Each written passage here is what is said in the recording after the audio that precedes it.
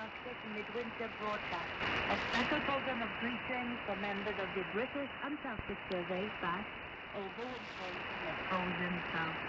I'm Paris Matthews, and over the next half hour, we'll have music and messages for all 36 of you who are stranded in the snow, keeping 3 British research stations running until sunshine and supplies return. And to mark the 75th anniversary of the first permanent UK scientific presence in the Antarctic, we've got some very, very special guests. What you are doing down there, and have been doing, must have been doing for 75 years, is providing us with invaluable evidence. And with me in the studio are Ali Massey and Vicky Hall from Bath. Between them, they've spent 7 winters and numerous summers down south. Welcome to you both. Now, Ali, I want you to cast your mind back to the Antarctic winter of 2007 and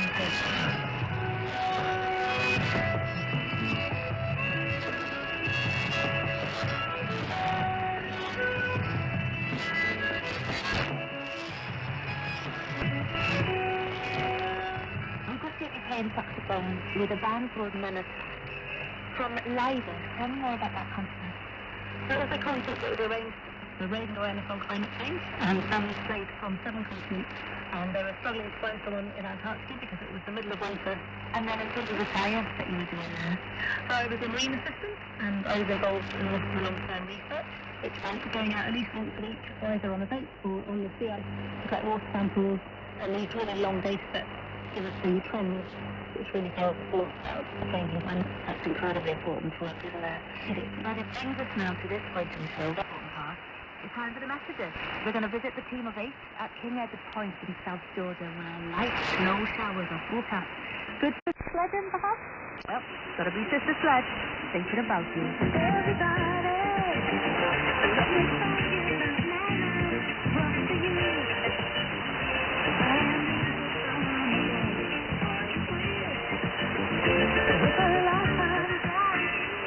What is the message, Charlotte? That is to me what's sending from? Hi, look here.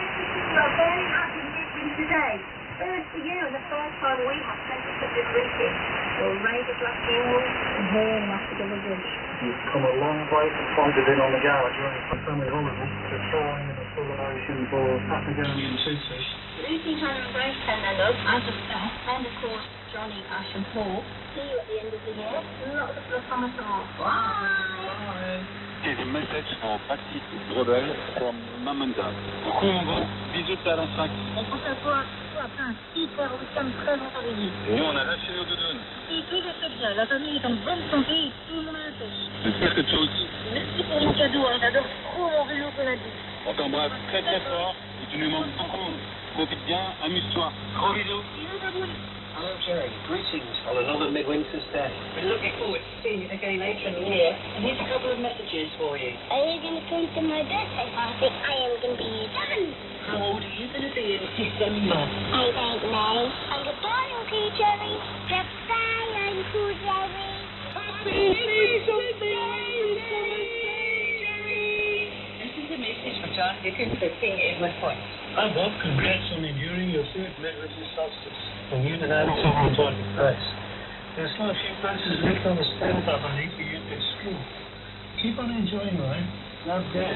Hi, Bob. Well, I didn't believe that I would be doing this again so soon. Enjoy your Midwinter celebration. Good luck with your various projects. I'll let you know and look forward to seeing you in December. Lots of love, Mom. I wish you a very, very happy 23rd of June. Hi, Stu. Listen to you loads. Can't wait to see you when you get back. I'm glad everyone's looking after you down there. Keep smiling, keep your head up, and we'll see you very soon. Hi, Stuart. Daddy-O, the one with the facial hair, and Alistair shaving a bit. Love you lot. Miss you, and we'll see you. Miss you. Love you very much. A message for PCB. Pete, let's talk to you or Pete. It was fine, because it was sweet. If you're too nervous, I'll pay you no mind. Lucky for Pete, he has a sister who's kind. Keep no attention, they'll go for being ill. Unless you find them with enough Doritos. Ah, George. Reasons through life make it look like a doddle, but they might get a hit if you say they waddle. Look, just go. I bet you win. In 10, 10. Hi Pete, Mum here, sending you all love from Wellington and Midwinter, and hope you're still enjoying your time on KT. Hope you will have a great Midwinter. Love and miss you. Hi Dad, happy Midwinter's Day from sunny Thailand. We miss you madly, but we are getting ready to go to South America, so we're getting closer. Hi Zachy, hope you're having a wonderful time. Lots of love from me, Ellie and Teddy, and I can't wait for you to meet her at Christmas. She's going to love you. Hi Jack, only 5 months ago now. It's all downhill from now on. Can't wait to see you Christmas. Lots of beer. Love you. Love you, sir. I'm thinking of you.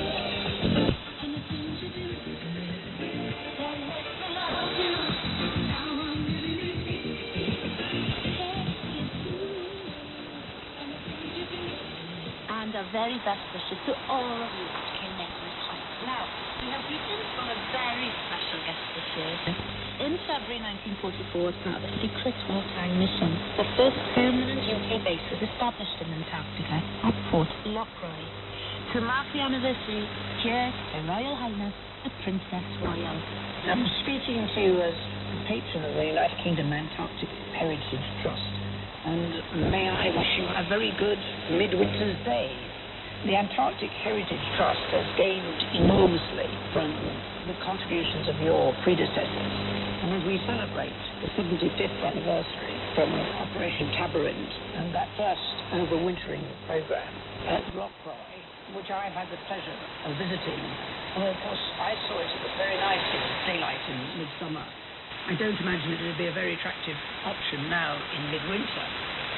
What people learned from their experiences of overwintering in places like Port Lockroy, the advantage that has given to the Antarctic Heritage Trust to be much more proactive in looking after and protecting the history that has been created in those 75 years has been tremendous. And given the focus on what the Antarctic contains in terms of information for climate and environment, it's very important that we maintain the bases of the overwintering as they are now. But that's a long period in the dark, and Midwinter's Day is a really important point during your overwintering, when you can start to look forward to a little daylight returning. And we look forward to that and your contribution, as we can also look forward to, in 2020, celebrating the 200 years since the Antarctic was first sighted. I hope that however gloomy the midwinter period is, it comforts you to know that it was an awful lot worse 200 years ago, and it was probably an awful lot worse 75 years ago. But the logic, the commitment, and the science that has been gained from that is absolutely vital, and what we as humans need to learn from the way the planet evolves. So thank you for your contribution to that. I hope Midwinter's Day is a very good day for you. Princess Anne there, the Princess Royal. Digi Hall, you've spent summers at another research station that's been going in 6 different sets and buildings since 1956, the Halley Research Station. But for the third winter running, there's no one there. Why, Sam? Well, Halley is still there as a station, but there's nobody overwintering. That's because there's a crack in the ice shelf, so it's not on solid land, it's just on a floating ice shelf. And this crack means that at some point the whole ice shelf could peel away and take the station with it. So it's been decided it's too risky to leave a wintering team there. I've got a recording here of someone who did overwinter at Halley a long time ago. My name is Andy Smith, and I wintered at Halley Bay in Antarctica 15 years ago in 1971 and 1972. There were 22 of us, plus about 40 husky sled dogs. We'd seen no one else since the relief ship had left in March, and since then the sun had disappeared and hours of twilight were getting shorter and shorter. But midwinter was the turning point when we could start looking forward again to summer. Because the base had been built on the ice shelf, it was getting deeper each year, and now it was 30 feet below the surface. So going out, we had to get our kit on and climb up a series of ladders to the surface. We were isolated.